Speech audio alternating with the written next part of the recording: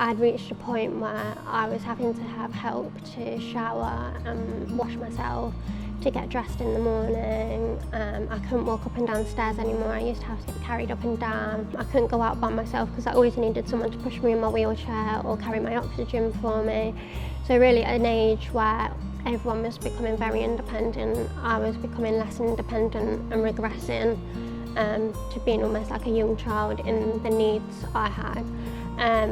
So since having a transplant, I can do all that myself. It's amazing to just stand in the shower myself and wash my hair and be able to get up in the morning as well and not feel exhausted because I've had a full night's sleep. Like having my first full night's sleep was incredible because I can't remember the last time that happened because I spent all my nights with my previous lungs just coughing and being sick every night from coughing so much and waking up having panic attacks and things. So being able to have a full night's sleep was so nice, and actually being able to get ready myself, and then by the time I am ready, be raring to go for the day rather than thinking, I just want to get back in bed now because I'm so tired from getting ready. So yeah, it's fantastic. I feel like the world's my oyster now.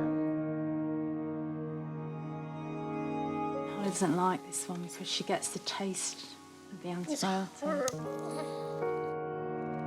Hopefully it won't be for much longer because I'll get my corn and this will be a thing of the past. My family have just been my rocks. I just don't know what I'd do without them, and in a lot of ways I think they've had it harder than I have because although I was the one going through it, I think it's almost harder to see someone else going through it and not have the power to do anything.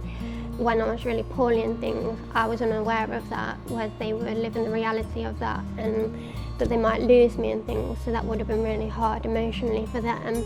I'm just so happy now that I am better, that I'm actually able to give a bit back now after they've looked after me for so long. So I really like being able to cook dinner for them and spoil them a bit. It was quite strange seeing myself on TV, and because a lot of the time I had a lot of sedatives and I was on so many painkillers and things like that, I think my memory's a bit foggy anyway, so watching stuff back it was like, oh yeah, I remember that happened, and it was nice to see and have it as a record because obviously it's such a massive thing. It was strange watching the operation bit, but I did want them to film that. I found it really interesting. I'm not really squeamish anyway, but I was a bit like, oh, is it going to be strange because it's me?